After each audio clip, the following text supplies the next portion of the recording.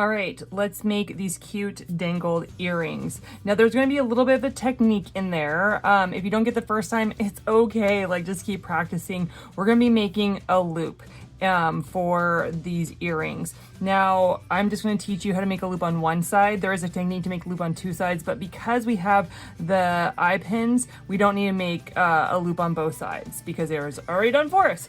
So let's do the first thing.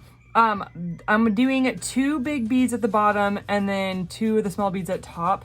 I am going to, always for the bottom, use a head pin. Never use an eye pin because it doesn't look finished. If you put an eye pin for the bead that is last in the dangle, the last in line, it doesn't look finished. And so for the last bead that is dangling, you need to use a head pin. So we're gonna put a head pin through right there, and then we are going to cut off some of that. If you want to make a big loop, leave a lot of wire. If you want to make a small loop, like maybe cut like half of this off. So we're gonna get half. Watch out, it goes flying. Oh my goodness, those go flying so bad. It's like a gunshot in here.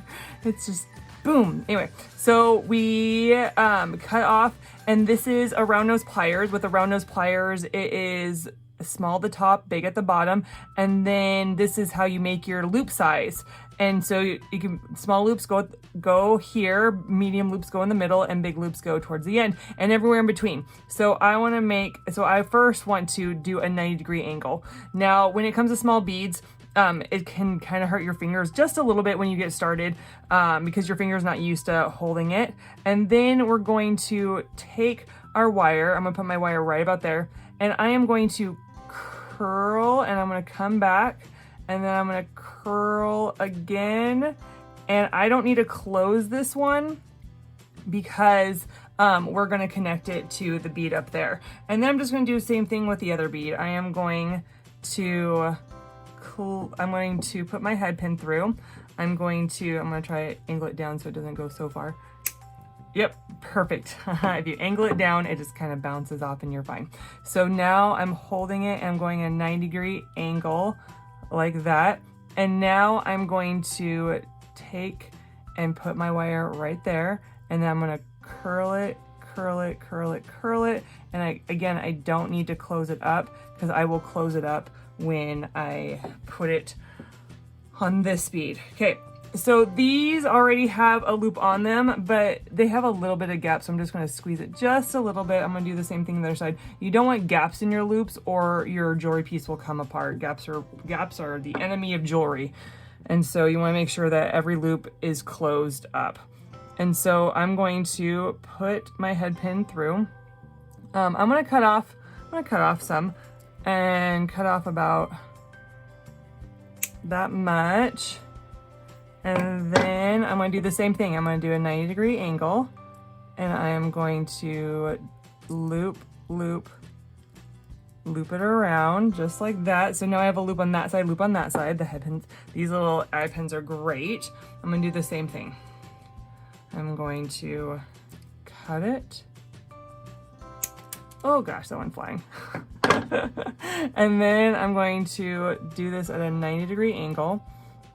I'm going to put it right there, and I'm going to loop around. Do you see that? I'm looping around, and then I bring it down and I loop around again, and we just keep looping it around. I'm going to leave it open so that I can connect it to my fish hooks. Okay, so now we want to assemble. We want to put it all together, right? So this is open. I'm going to take it and put my smaller bead on. And I can either use my round nose pliers, or I can take my snub nose pliers and I can just squeeze it just a little bit.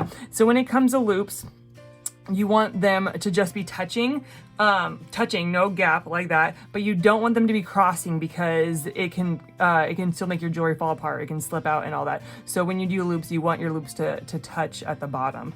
And so I have that, and now I am going to open this just a little bit. I'm gonna open the top just a little bit and put my hook through like so.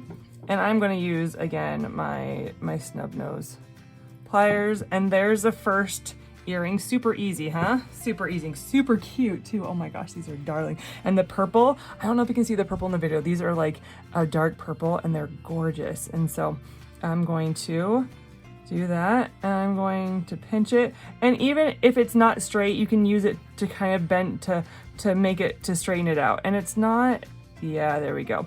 Don't want a gap, and I found the gap, so I made it go, I made it pinch further.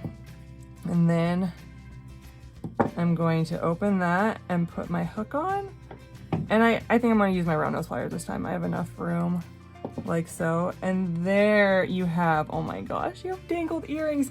How cute are these? And there's tons, there's a few packages of different colors of these beads, and you can make all different colors. So this is really exciting. I love this dangle earring so much.